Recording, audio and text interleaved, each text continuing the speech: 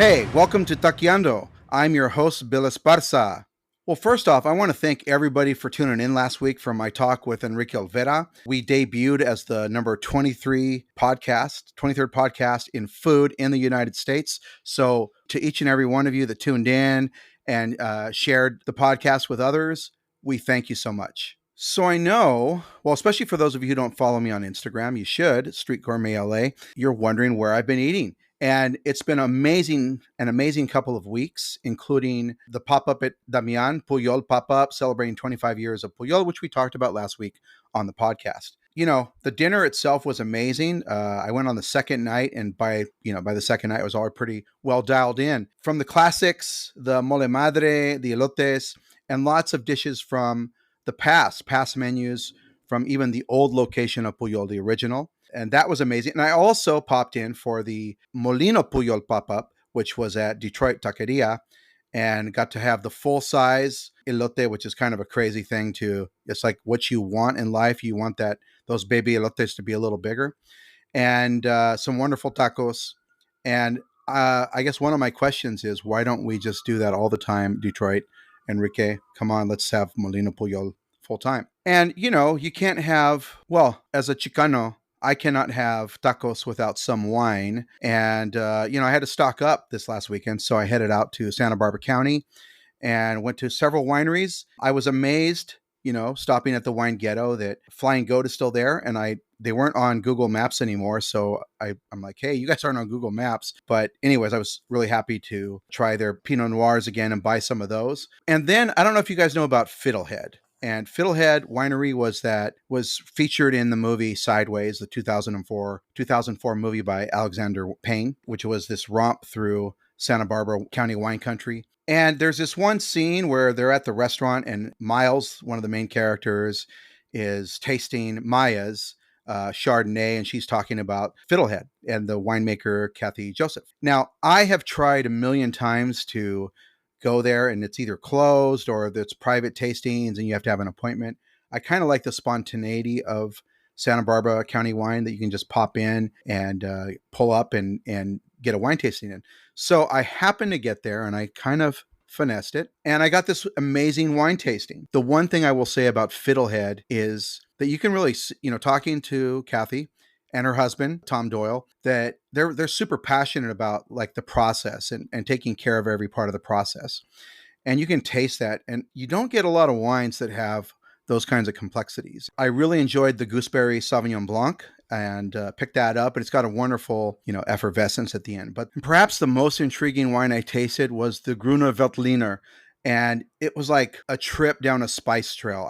I really haven't tasted a wine like that had so many spices and herbs. And you could really, you're getting 4 or 5 different notes. Kathy Joseph is super passionate about, the fermentation, and she says it starts in the vineyard and how they grow the grapes and all the little things that they have to do to kind of make that kind of wine happen. It's an amazing thing to have a wine that has all these seasonings on it.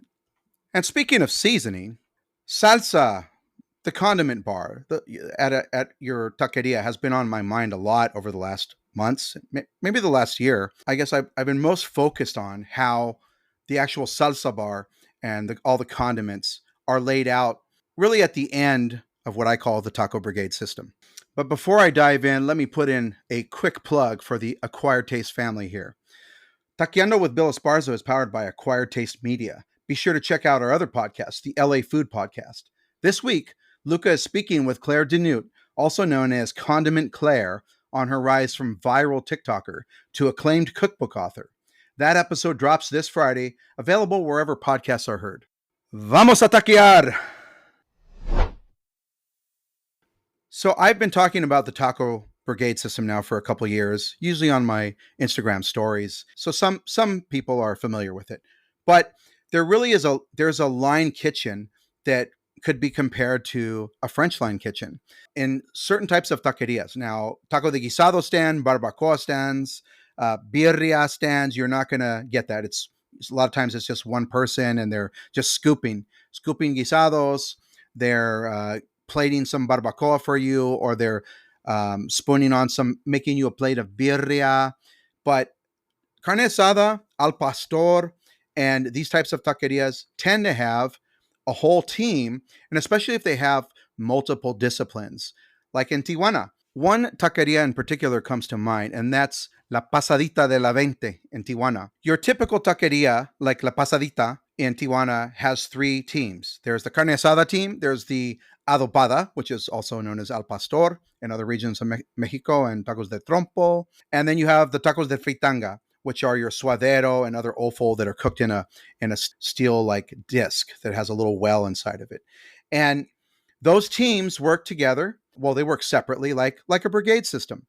And at La Pasadita, if you have to go there sometimes just to see that. I think anybody who wants to open a taqueria should see this operation. They have two taqueros, two principal taqueros that are doing molitas, vampiros, tostadas. They're making tacos. One guy is on the grill, and all he's doing is cooking steaks, and he's handing them off. He actually lets them rest first, and he hands them off to the taqueros.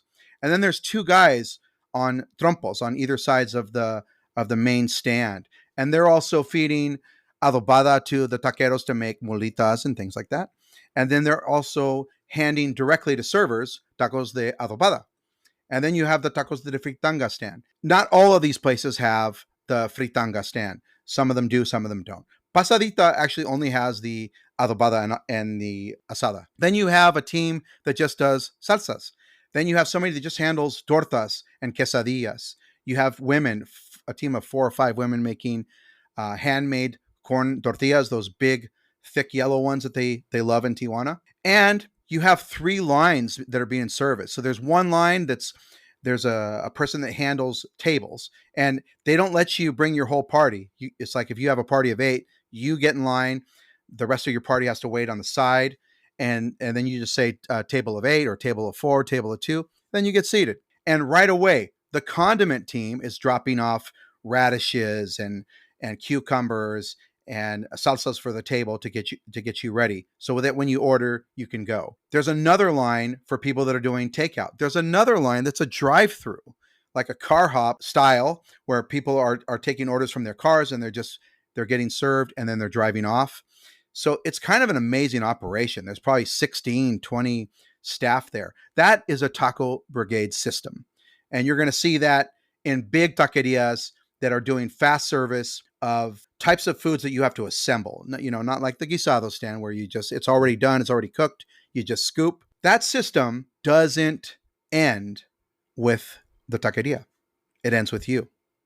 You are the saucier. You are going to add, well, you can say con todo, and you're going to get, in Tijuana in particular, you're going to get onion, cilantro.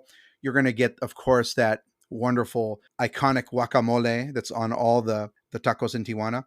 And you're going to get a tomato salsa tatemada that's just simply not very spicy. Now, after that, you can add your own salsa. You can make it more spicy. You can add more of the tatemada. You can ask for more onions. You can get more cilantro, and you can also use chiles toreados to make it a little hot. Those grilled chili peppers on the table that you can chase each bite with. Now, the Tijuana style doesn't give you a lot of salsa options. You go to Hermosillo, and you get a whole array of condiments, not just different salsas, but different types of onions. And I've seen taquerias that have 30 different salsas and condiments on their bar. When that happens, you finish the taco, and no 2 tacos are alike. And the taqueria has to curate that section to make sure that you're getting their flavors, that it's bulletproof, right? So this one salsa has the garlic in it. Another one has some onions in it. So if you have the salsa with some onions in it, you might not want to get pico de gallo, or maybe you want pickled onions and fresh onions. Or maybe you want a red and green salsa. You want the herbal flavors of the green salsa. You want the tartness, and then you want spice from the red salsa. And you can layer that. You can add a cream sauce, or more creamy, like a creamy guacamole that's squirt bottle types that you get in Hermosillo, not the chunky, creamy, the big chunky creamy guacamole you get in Tijuana. All of that happens, and the taqueria doesn't really know what you're going to do with it when they hand it to you. So in Tijuana, you're getting a partially finished taco. In Hermosillo, you're getting just steak on a tortilla, and it's up to you to finish it. That happens also at fish taco stands in Ensenada. You get fish on a tortilla, and it's up to you to put whatever, there's certain like rules that people learn in the culture. Now, ultimately, when you grow up in that, you grow up in Ensenada, you grow up in Hermosillo, you grow up in Tijuana, culturally, you understand that, whatever you decide to do is really correct. There is no wrong. There are Mexicans that don't like spicy salsa. There are some people that don't like the tartness. They're going to do something different, but they've grown up in that and they understand. They're breaking the rules because they know the rules. Another thing that's really important is the tortilla. We talk a lot about nixtamal tortillas here in Los Angeles, and people are obviously, there's places that are really doing incredible work with tortillas de nixtamal. There's Comal. There's also Damian in Detroit and other places that are doing it. But when you go to Mexico, for all the talk about nixtamal, you're not going to find tortillas de nixtamal at your taco stands in Mexico City. There are none in Ensenada. There are none in Tijuana. In Tijuana, they're using, a corn flour mix. They're making their dough and they're pressing tortillas fresh, but it's not nixtamal. It might be a blend. Sometimes there could be 30% nixtamal, 20% less, more. But in general, it's an industrial tortilla that you're having when you're eating tacos in Mexico, unless you're going to a fancy restaurant. So tortillas matter. The salsa matters. All these things, it's really a lot sometimes. I know I've been with people at stands and they're overwhelmed. But all these elements, the tortilla, the salsas, the various vegetables, all the things that are curated for you. It's really, you could do it blind. There is no right or wrong. If you're coming from outside the culture, you're going to base it on secondhand information. You've seen it on videos. You've seen it on TikTok. That's how you dress a taco. And then they think, wow, there's only one way to do it. And they kind of get in that pattern. But it's different wherever you are in Mexico.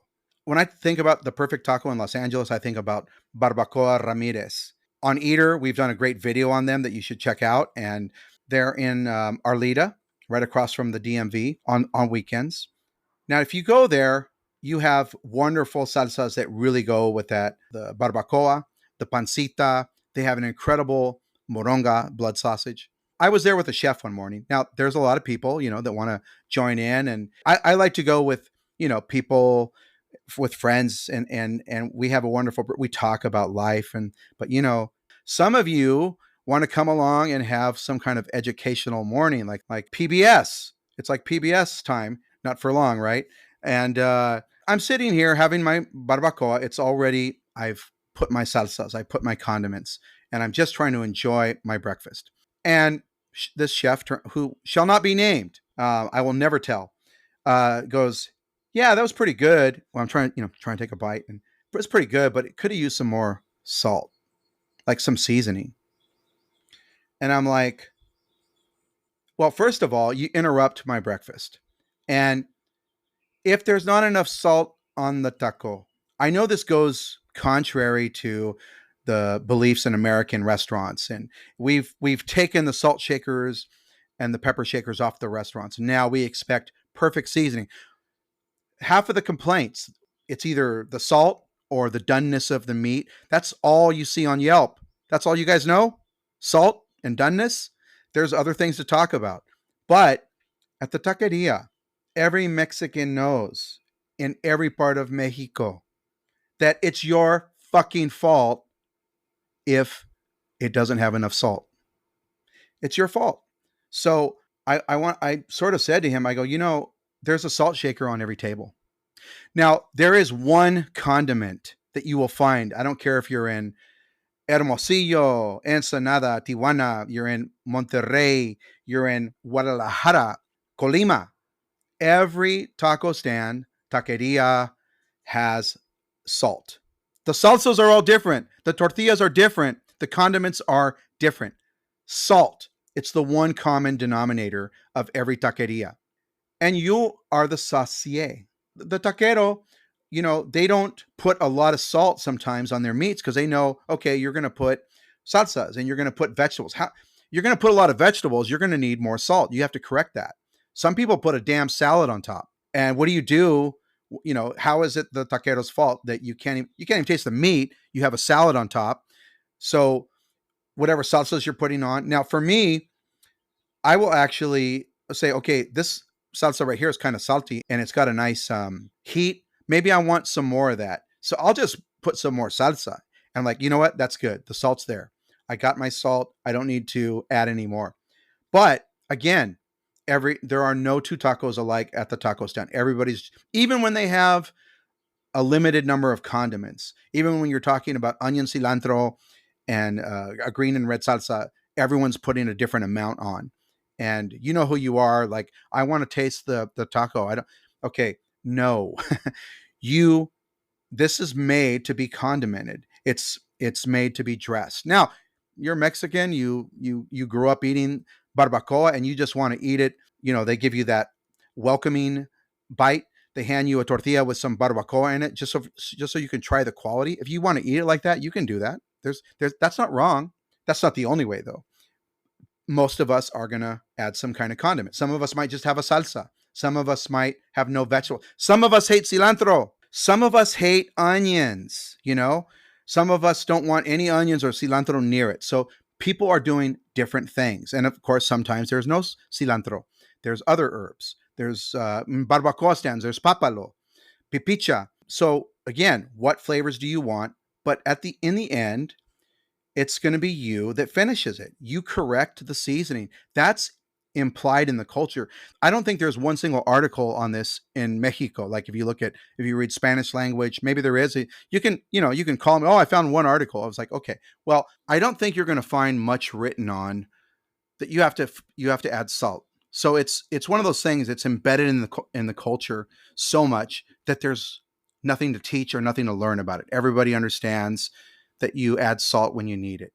And also, the other part is everybody has different salt levels, right? Some people like to push it. Some people want light salt. Some people have high blood pressure, and they're not going to put much salt. You're not going to find no salt at the stand, though. That doesn't happen. So I actually brought a group of people to another to try out this one place one time, and they were like, "Oh, I'd like to try the protein first and see."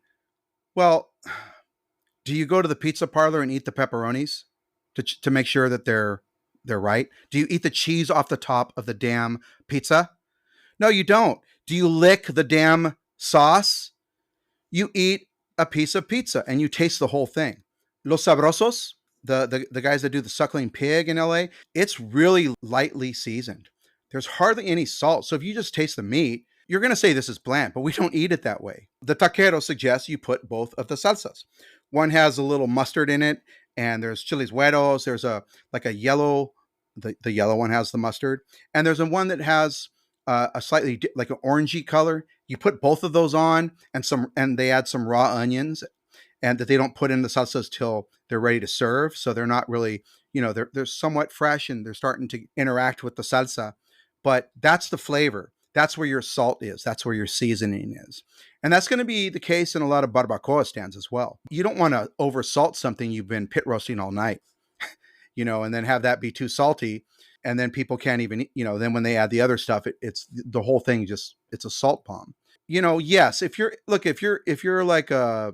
trying to test, you want to be a barbacoa chef. If you want to be a guy who goes to Mexico once and goes to one barbacoa stand and opens a barbacoa taqueria, maybe you might want to try the meat itself and see what it tastes like when it comes out. That's valid. And again, there's nothing wrong with that. But eating it by itself, it's not the dish yet. The dish is with all the condiments, unless you just want to eat the meat, which you can. Okay. There's nothing wrong with that. There's nothing wrong with adding condiments. There's nothing wrong with adding some condiments. It's all correct. And especially if you're coming from the culture because you grew up with that. You understand that so well. I don't know if you've ever, people like us, these food writer types, when I go to a stand, I'm trying not to be too, weird, but I'm going to be looking at the way people dress. And sometimes I'm really fascinated by the approaches people take. That's that nerdy shit. Sometimes I might spend half an hour just doing that, like seeing, oh, this person does this. I've actually learned a lot of things, as a Mexican American. My family's from Aguascalientes. The tacos that are around Los Angeles are not from Aguascalientes. So those traditions aren't here. There are other traditions. So I'm always, when I go back to Mexico, I love seeing the different ways people use tortillas, the way they dress, the way that they have grown up eating in that city is it's one of the reasons why the taquerias are so great. It's those people demand so much from the stand. They demand the tortillas to be a certain way. And you're going to die in Tijuana if you don't have that guacamole. There's a carnita stand. Tijuana doesn't have its own carnita style, but even there's this one great carnita stand in Tijuana. It escapes me right now, but they have creamy guacamole. And so the people, they really are there for the guacamole, and they want those handmade tortillas. They don't want tortillas recién hechas, the ones that are coming from the tortilleria. In Ensenada, this is my experience too, and I think most of you who go to Ensenada a lot, they use corn tortillas that are not even warmed much. They're kind of lukewarm, and then they put the hot beer battered fish and shrimp inside of it. Those are recién hecha. Those are from the tortilleria. They are not handmade. You're never going to see anybody hand making tortillas at the taqueria, the fish taco places in Ensenada. Now, again, if you're going to be that jerk that's going to try to find one obscure place, I'm talking about if you go to El Fenix. One of my favorites is on 5th and Gastelum, which is just called the best fish taco in Ensenada. There's Corona. All those places that are famous, they all have tortillas from the tortilleria. And I've actually started to ask them to warm them up a bit because I do like a little, I don't want them to be super hot, but I do want a little bit of heat. But there's only one condiment, one ingredient that's found in the condiment section of every taqueria in Mexico. Empires have risen and fallen for this. It was once worth its weight in gold. It's salt. You are the salt bearer, and you are the one that finishes the taco. That's the last part of the taco brigade system. The saucier has added his salsas, his vegetables, her condiments, and now, does it need a little finishing salt? Sure. Does it not? Do I have enough salsa? If you walk away with an underseasoned taco, you could say the salsa wasn't very good. The salsa didn't have any flavor, and that's a bad thing. Salsas are hollow, but the actual overall taco needs to be seasoned if it's undersalted. It's your fault. You're the asshole. For Mexicanos, we know. Mexican Americans, okay, you can make the argument. When you're eating, again, for me, I had to learn about certain traditions because I didn't grow up with those things. But I did travel there and I did experience that. And as a insider outsider, someone who is Mexican but also grew up in America and is a journalist, that's, I can study that. I'm someone who wants to learn. So the next time, if you're not from the culture or you don't know or you're not experiencing that, it's okay to say, hey, ask the taquero, what's the best way to do it? Or you can listen to this podcast because we're covering it here. If you leave a bad review for under seasoning at a taqueria, not a fancy place, not you go to Molino Puyol, they better have the salt correct, right? They're giving you a complete seasoned dish. If you go to Siembra Tortilleria in Mexico City, it's a chef-driven or it's a Molino concept. I expect the seasoning to be there. But at the taqueria, where you are the saucier, you have to add the salt. It's on you. Don't leave a bad Yelp review. Don't complain. Don't go on Google and say that, oh, this, the flavor wasn't there for me. Well, you're the idiot, okay? You're the one who forgot to add the salt because it's there. It's right in front of you. Fucking grab the salt. All right. Now that we're all riled up about salt, and I can't wait to hear the comments from that. And now it's time for your questions for Taqueando. First off, we have a wonderful comment from Tacos Don Cuco, who says, Felicidades. Le deseamos mucho éxito. Well, thank you for the well wishes, and they wanted to pass along the message of Felicidades. Okay, thank you so much. And we love them. A great example of a Tijuana-style taqueria here in Los Angeles. From our friends at Rancho Meat Market, they said, what city has the best variety and quality of tacos in the same place? That's a tough one. Wow, you're killing me. In a good way. Los Angeles has the best variety, but in general, there are exceptions. There are special places like Los Sabrosos is as good as you'll find in a Caponeta. As good, easily. And some other places are like that as well. But Los Angeles has more regions than Mexico City, more regions than Monterrey, more regions than Guadalajara, which those places tend to have local food plus some of the surrounding states. Although lately, Mexico City is getting a lot of trendy stuff coming from Sinaloa, Sonora, other places. So it's a little more well rounded, but not like Los Angeles. But the quality is best in Mexico City because it's really the epicenter for the competition of tacos. It doesn't really matter how many traditions they have. There are so many al pastor taquerías. It's cutthroat. Same thing for tacos de fritanga, tacos de guisado, tacos de canasta. They're wonderful carnitas traditions, both the Mexico City style and the local Michoacan style from a state nearby. Michoacan carnitas are popular any part of the world. So I would say that Mexico City has the best quality, but the three main taco cities, the best ones in Mexico, are Mexico City, Guadalajara, Tijuana, by far. In terms of quality, variety, they each have really different things in those three cities. But I would say if you really want to try tacos in Mexico, those are the best places to go. I love Tijuana because I love seafood, and there is no better place in Mexico for seafood tacos. And you're talking, let's include Ensenada. So Baja California, you have the fish tacos and shrimp tacos in Ensenada, and then you have all the seafood tacos de guisado in Tijuana, like your camarón enchilado and things like that. It's just amazing, and it's really high quality seafood. So thank you, Rancho Meat Market. All right, from one of my longtime followers, Anthony Rothman, says, "Do you have top recommendations for Lima and Quito?" Well, I did go to Lima recently. I have not been to Quito. I love Ecuadorian food and have, as much as I can. Well, I like to try Ecuadorian food in New York. But for Lima, you have to go to Al Toque Pez, and you got to get there before they open. They only have a handful of seats, and it's this incredible cevicheria. And then you have to go to the Mercado of Surquillo. Go to the Surquillo neighborhood and just, try anticuchos around there. There's street food, sandwiches and things that are great. Also, there's vendors that are selling causas on the street, like in little Tupperware containers. In that same, right across the street from Al Toque Pez is where I got ají de gallina and also some causas in Tupperware, little to snack on before we went to Al Toque Pez. But you want to get a seat at Al Toque Pez. It's got a short menu and it's such a great ceviche experience. There's, the places that you've heard about, that are famous, like Ches Wong. I really recommend if you've never done that before. He's getting older, but I went a couple years ago and he's still out there doing it. And so I think Javier Wong, you want to have ceviche from him once in your life.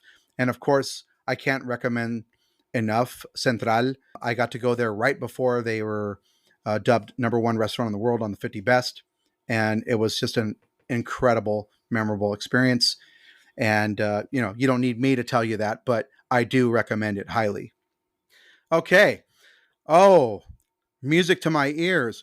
When are you going to curate another Tacolandia type festival? Well, many people might know that I used to be the person that put together Tacolandia for LA Weekly. And then I kind of had to run away, They LA Weekly fired a bunch of writers, and I think the wrong people took over, and I just could not continue to work with them. So I did do Taqueando in 2019, then pandemic, right? So I've been doing stuff in Washington past few years, taco festivals in other markets, but there is a possibility of the taco festival coming back here to Los Angeles. But thank you for asking about that. You're going to hear about it here first. This is a perfect question for a Chicano. This is from my editor at Eater, Matt Kang, Matatui on social media. What's your favorite combo plate Mexican dish? My favorite Mexican American dish of all time has to be from Stockton. We have our own style of Mexican American food. Is a rib ranchero. So it's a rib steak, bone in, with salsa ranchera, like huevos rancheros on top, with beans, rice, and these flour tortillas that you can only find in Stockton. They're very similar to, well, here in California. They're sort of like these. They're dusty. You'll get dust all over your hands. They're kind of coarse. They bend, but they bend kind of funny. They remind me of flour tortillas in Texas and also in Chihuahua. And To me, that's the perfect beans and rice, the rib ranchero, or sometimes on the menu as bistec ranchero. But we used to go to this one place called Arroyos when I was a kid, and my dad would always call it he would ask for a rib, so they do a rib steak, and so rib ranchero at Arroyos. And then today, the place my grandfather liked a lot more than Arroyos was Mi Ranchito. So those places have been around a long time, and Yelp scores begin to dip after time in some of these places, but fuck that shit. Go there and get the rib ranchero. This one's from an old friend who has moved out of LA. I know he misses us, Jorge España. And he says, could you please talk about the people or vendors you choose to support and why? Well, I'd say that as a writer, I'm really looking for people doing something that's really special from their hometown. For years and years, I've been talking about this: the small Mexico versus big Mexico. There's a chain that's been around, again. No disrespect to the Mexican American taco chains, but called Tacos Mexico, and that was always kind of funny to me because, like, well, what's that? Like, because Mexico has 32 regions, and what's at a Tacos Mexico when there are so many different states and so many different styles? So I'm always looking for a place that's coming from a town, a state. We all love Mariscos Jalisco, but I think what first drew me to them was when I saw on the side of their truck it said San Juan de los Lagos, and I go, oh, and I looked that up, and I had never been there, and I realized it was this small town. And the more I actually got to go there one time, and I realized that they have this just a small number of vendors that do seafood. It's landlocked, but all of those vendors, because of the popularity of Mariscos Jalisco and also the popularity of Cuatro Vientos, both from the same town, a lot of vendors have popped up doing that style, and a lot of them are from San Juan de los Lagos. Now, I like that kind of thing. I also am looking for indigenous cooks. I love writing about Oaxacan restaurants in Los Angeles, helping people learn about where to get good Oaxacan food and to support indigenous owned restaurants. That's really important to me. Afro Mexican, we don't have a lot. I know we have Tamales Elena still around. We were sad that their brick and mortar closed, but the food truck is still there. Talking about places like that, Mexicans that are coming from states and representing their culture, all the mazatlecos here in town that are doing chorreadas and the carne asada from Mazatlan with all the taqueros from El Verde, Sinaloa. Sonora town, what a beautiful representation of San Luis in Sonora near the border of Arizona. It's really a perfect take on that town. So, there's people that say, well, they expect this and that from it. Well, if you go back to San Luis, you're going to get a very similar experience. And I think to me, that's beautiful. That's better than somebody who's just making shit up. Just, I'm going to do a green salsa, red salsa. I'm going to do some asada, and it's not really representing any place. So when people are representing their hometown and they have and they have skills, they can cook, they're trained, they're experienced, you're going to get great food. I'm looking more for that. So yeah, if you're somebody coming up, if you're, we have these wonderful, we're getting more tacos de canasta vendors. But if you're actually coming from Mexico City and you're doing it, and you have the mole verde and you're doing adobo, which you don't see a lot. A lot of our tacos de canasta vendors are from Jalisco. So if you're doing something like that, I'm looking for that. I don't like to repeatedly write about the same types of restaurants unless they're doing something unique and special. Now, I can do that. Well, any writer can do that, because the truth is, it's limited what we can write. We can't write 20 stories a week. We're not like TikTokers, man. We're not doing some shitty post every day. We have to be thoughtful, or I have to be thoughtful. And I think a lot of my colleagues, the people that I respect out there that are doing a great job, and you know who they are, they're thoughtful people, and they're looking for great stories. Sometimes there's a great story that even goes beyond the food, right? And that's also legitimate. And I like that too. Sometimes you're like, well, why'd you write about that place? It wasn't, well, the story is really interesting, So good stories, great food, people representing regions, micro regions, sub regions. That's what I'm looking for. Well, that's it for Taqueando today, folks. Thanks for tuning in. Be sure to leave a rating or review wherever you listen to your podcasts. If you're looking for me, you can find me on Instagram at Street Gourmet LA. Leave questions during the week. Every Friday, Saturday, I'm going to leave a comment box for you to ask questions for the podcast here, and we'll see you next week.